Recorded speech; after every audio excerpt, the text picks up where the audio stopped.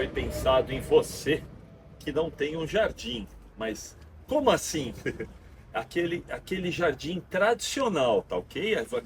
Esse episódio é para quem não tem aquele jardim com terra, aquele jardim no chão. Pois é, se você acha que porque você mora numa cobertura, num apartamento só com varanda e achava que não podia ter jardim, pois é.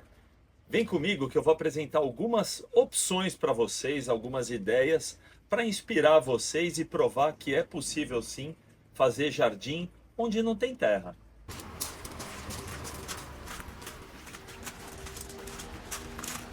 Bom, uma das opções para vocês são os jardins verticais, que existem várias tecnologias, mas são de uma forma bem simplificada. São estruturas fixadas na parede, tá? Com um sistema de irrigação, com substratos específicos, com plantas que na natureza elas são adaptadas para viverem nas condições que a gente usa aqui. Por exemplo, vou mostrar para vocês a gazane. A gazane é uma planta que gosta de pouca água, muito sol, tá? E ela tem um hábito de crescimento que permite ela viver nos jardins verticais. O mesmo vale para outras espécies, né? Pode ver algum tipo de capim, até as euforbiáceas, enfim. Então, a primeira sugestão, a primeira saída para você que não tem terra no chão é usar a parede, tá? Porém, não é a única, tá? Aproveitando para fazer a nossa propaganda, se você não quer contratar uma empresa, quer fazer você mesmo, nós temos a escola de paisagismo, a Escola Lamanda, que é logo ali, ó, que aliás tem um jardim vertical em cima dela, onde nós ensinamos em 2 dias a você que é entusiasta do assunto, profissional ou não, a fazer jardim vertical. Mas, bom, vamos lá. Não vim aqui hoje para falar da escola, não. Vim para falar para você que não tem terra e quer fazer um jardim. Então, vamos lá. A segunda opção, a segunda sugestão. Então, me acompanha. Bom, antes de mostrar para vocês, eu vou contar a história. Tá? Durante a construção da nossa escola, num belo dia, no fim da tarde, eu vim aqui, subi na laje, ainda não tinha o telhado. Eu falei, meu Deus, que vista! É essa vista que tem aqui de cima? Não, aqui eu vou trocar esse telhado por um jardim. Então, vamos lá, vamos ver o que eu fiz. Eu acho que pode inspirar vocês, dentro do tamanho da área de cada um, a fazer um jardim onde não tem terra. Pois é. Sim. De certa forma, a Lamanda Paisagismo, a empresa, enfim, do qual eu trabalho, ficou muito conhecida pelos jardins coleções e aqui não foi diferente, tá? Nós aproveitamos a laje, impermeabilizamos, abrimos mão do telhado, mudamos o projeto na prefeitura para poder fazer isso e fizemos um conjunto de vasos, tá? Como aqui toma muito sol, aliás, vamos ver se dá tempo de pegar o pôr do sol, caso contrário, o pôr do sol é ali na frente. Então, muito sol, principalmente à tarde. Então, tentamos unir o útil ao agradável, né? Fizemos uma coleção de suculentas, que são essas plantinhas, para quem não está familiarizado, essas plantinhas com a folha mais gordinha, mais durinha, né? Junto com as suculentas, misturamos as euforbiáceas, que são essas plantas que se você quebrar sai um leitinho, tá? Quer ver? Eu vou dar uma mexidinha aqui, ó. Olha lá, tá vendo o leitinho pingando? Pois é, essas são as euforbiáceas. A seiva dela se assemelha a um látex. Aliás, aproveitando, se você tem uma planta parecida com essa, esse leitinho é tóxico, extremamente tóxico, tá? Então, não brinque com ele. Tá? E aqui também nós temos, vamos lá, deixa eu achar um. Aqui é outra euforbiácea, né? Outra euforbiácea. Ah, pronto, achei. E aqui nós também temos cactos, tá? Então, isso aqui é o que são os chamados jardim de deserto ou rock garden, tá? São plantas que na natureza nascem em ambientes secos, com muito sol. Tá? Então, as euforbiáceas, os cactos, as crassuláceas, as suculentas em geral, elas têm isso em comum. O gosto pelo sol e, assim, não que ela não goste de água, mas uma vez por semana a gente rega tudo isso, elas vão muito bem, obrigado. Então, eu vou dar algumas dicas para vocês que decidirem por esse tipo de jardim tá? Independente se vocês vão usar com suculenta, com cacto, com euforbiácea, ou simplesmente, enfim, se vocês vão simplesmente usar vasos, esse cuidado que eu vou mostrar, essa dica, vale para todos os casos. Vem cá. Fica mais fácil mostrar aqui. Reparem, tá? Que todos os vasos, como isso aqui foi feito numa laje com porcelanato, todos os vasos têm um suporte com rodinha. Aliás, não é qualquer suporte, é um suporte de rodinha com silicone, que permite, ó, a movimentação sem marcar.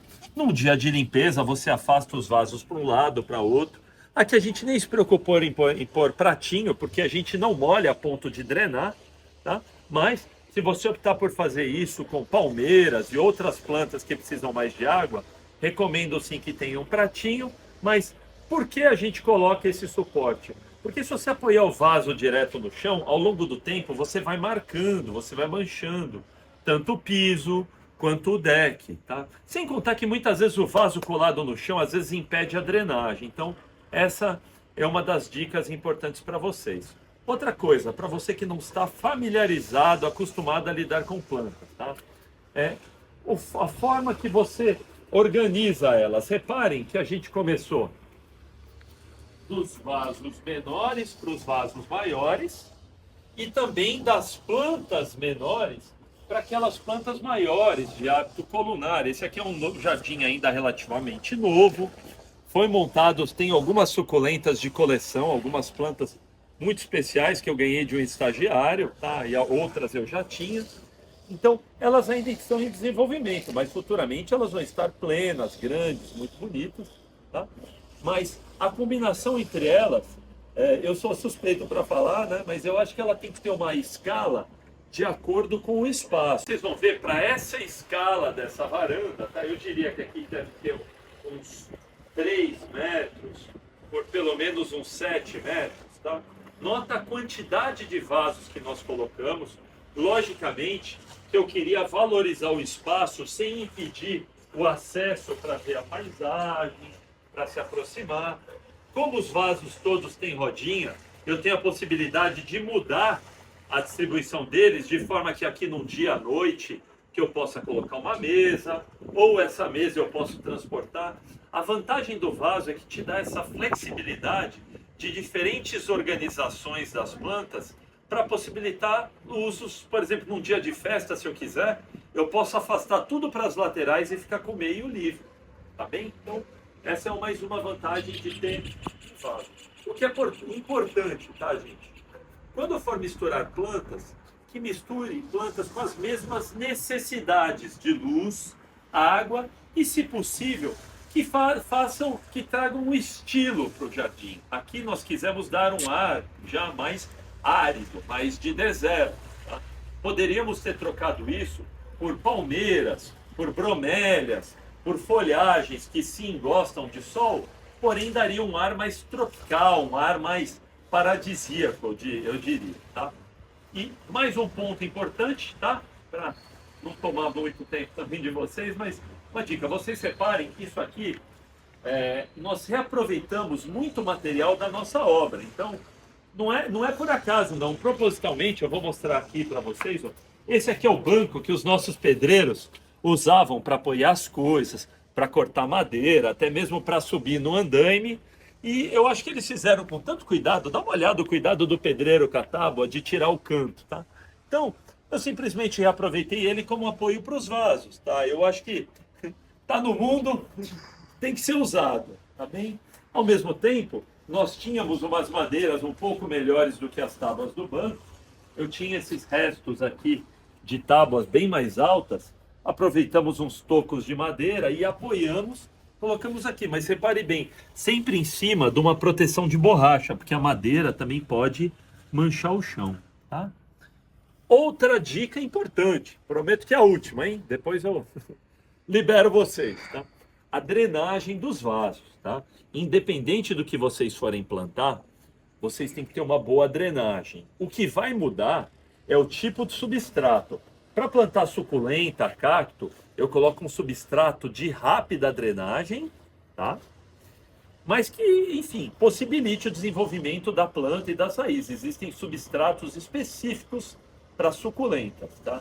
Mas, de qualquer forma, todos os vasos têm que ter dreno, porque agora nós estamos num período de outono e inverno, né? Um período mais seco, mas chove bastante aqui. Esses vasos vão receber, sim, águas de chuva, que tem que passar, ser filtrado e tem que ir embora, tá? Então, dreno é muito importante, não somente o dreno dos vasos, mas o dreno das varandas. Aqui nós temos ralos, eles estão escondidos, mas nós temos ralos na varanda, e não é apenas um, não, são vários. Tá? Uma outra sugestão, uma variação, para você que optar por plantas que precisem de mais água do que os cactos suculentos, vocês podem aproveitar torneiras, se houverem torneiras no local, e instalar controladores de irrigação a pilha, né? Existem controladores que você coloca aqui e você pode sair com microtubo ligando os vasos e regulando uma irrigação para que isso ocorra de forma automática. Em determinadas situações, como eu falei no início de jardim vertical e de vaso, não é ou um ou outro, pode ser ou um ou outro ou os dois. Vocês podem começar a sua varanda, o seu terraço com um jardim vertical na parede, tá? E na frente, da mesma forma que foi usado lá embaixo, trabalhar com vaso. Tá?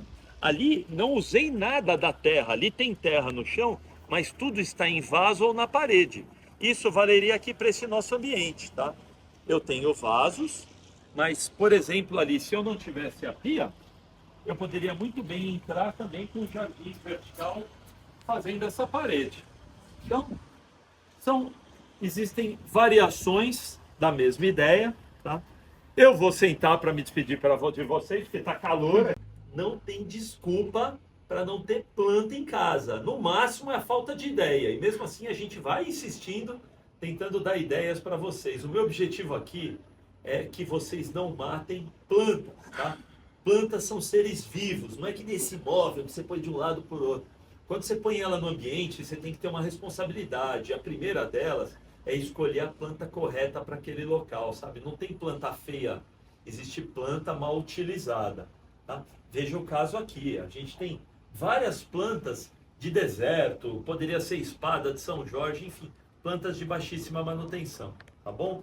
Olha, aproveitando, antes de finalizar, se inscreva no nosso canal e principalmente dê likes e mande, se gostou, lógico. Se não gostou também, põe o dedinho para baixo, fala, Marcel, foi muito fraco.